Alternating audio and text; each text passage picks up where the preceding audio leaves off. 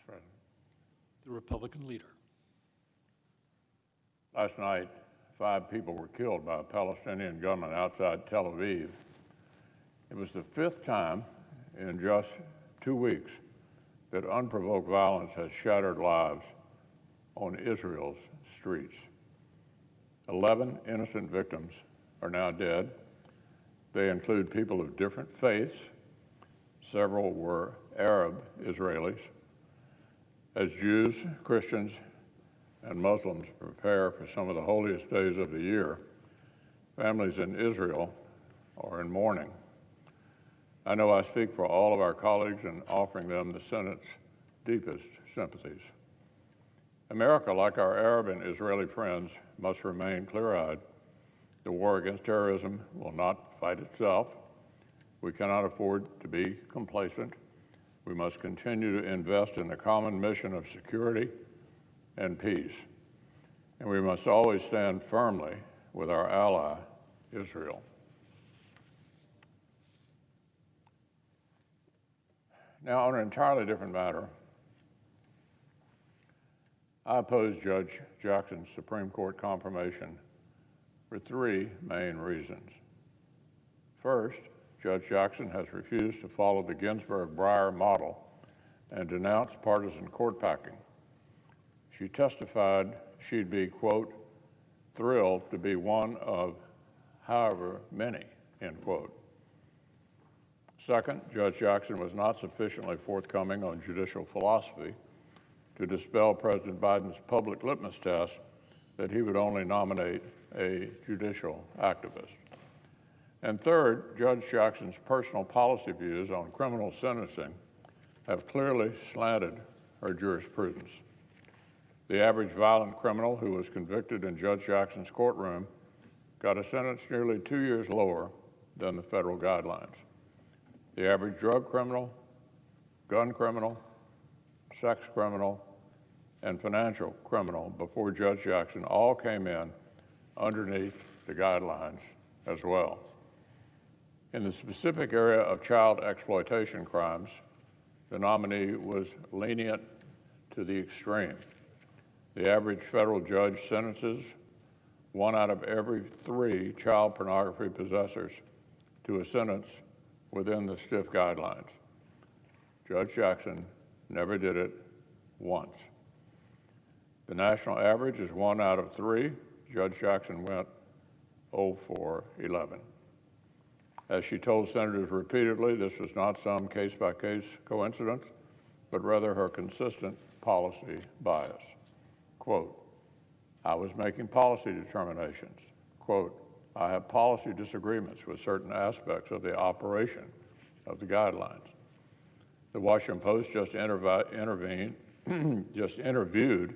a convicted possessor of child pornography who was supposed to get 8 to 10 years under the guidelines. The prosecutor wanted 2 years. Judge Jackson gave him 3 months. Her policy disagreements in action. This criminal realizes he was lucky to end up in Judge Jackson's courtroom. Here's what he told the Post, quote, I wasn't very happy that she gave me 3 months, though. After reflection, when I was in jail, I was hearing from other people who said it was their first time arrested and they got 5 years, 6 years, end quote. This is not a few cherry-picked cases. This is a consistent thread that runs through Judge Jackson's accomplished legal career. In 2011, as vice chair of the U.S. Sentencing Commission, Judge Jackson reportedly made the jaw-dropping argument that if criminals are going to recidivate, no matter what, it doesn't matter whether we lock them up for a long time or let them out early. Quote, if we keep them in jail for the extra 36 months or whatever, they're going to recidivate at the same rate, end quote.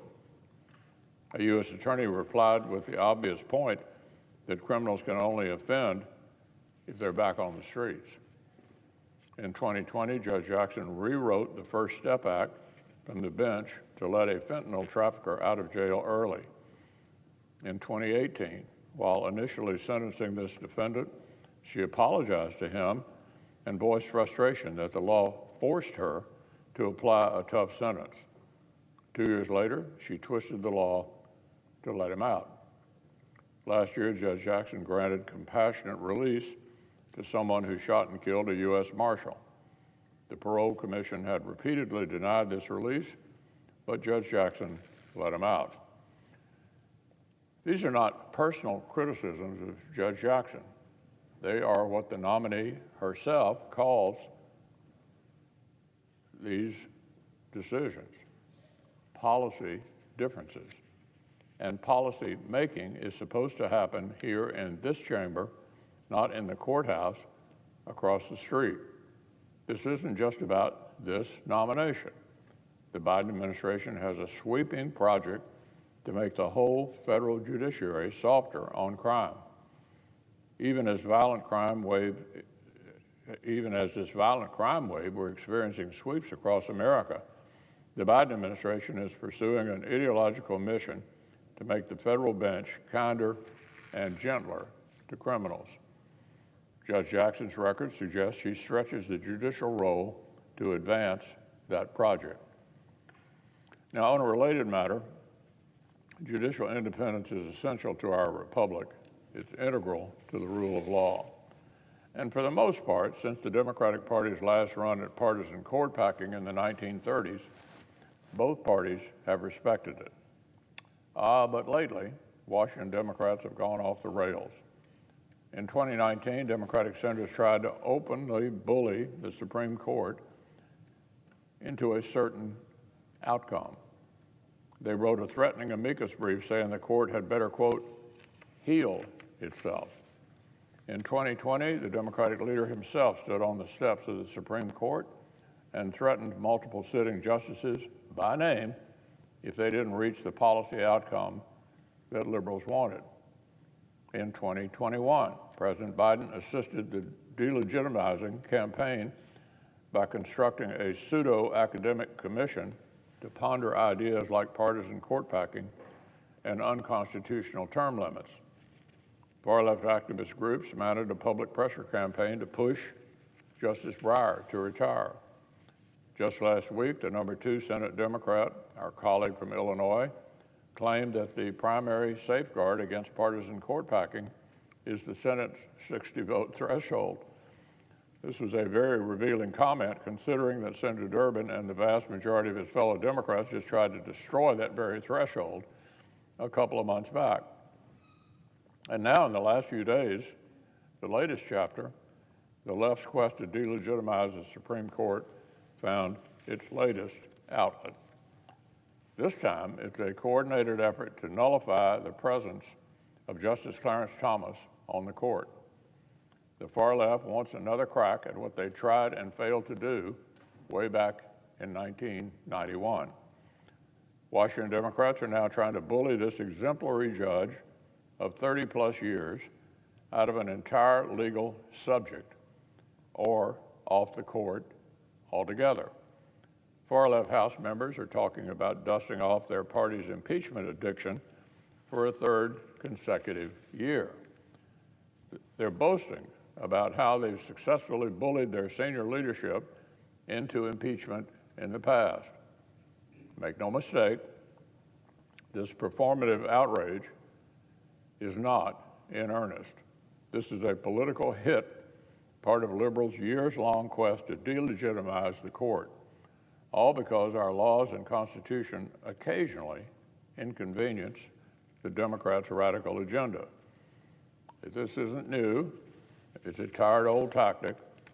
In recent years, the far left has issued near constant demands for the late Justice Scalia, Justice Alito, Justice Gorsuch, Justice Kavanaugh, and Justice Barrett to recuse themselves from various issues where the far left feared they might not like a certain ruling, all based on spurious accusations about fake ethical problems or partiality. This new inappropriate pressure campaign is just a continuation of this well-worn pattern. It has no basis in Justice Thomas' decades of impeccable service on the court. The justice and the entire court should feel free to completely ignore all this. Justice Clarence Thomas is a great American, an outstanding justice. He is faithful to the text of our laws and Constitution. His writing is clear, his reasoning is rigorous and transparent.